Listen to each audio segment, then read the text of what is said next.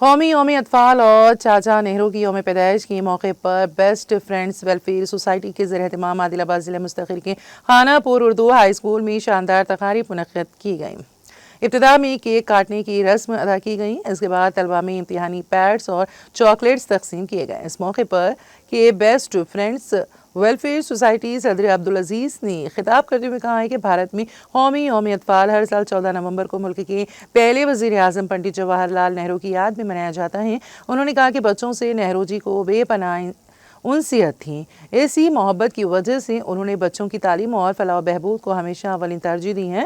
تقریب میں Urdu high school کی ہیڈ ماسٹر وکیل incharge principal Asif, best friends help welfare society کی ایڈوائزر ایڈوکیٹ بھاونا، اسکول کے اساتذہ اور بڑی تعداد میں طلباء نے شرکت کی۔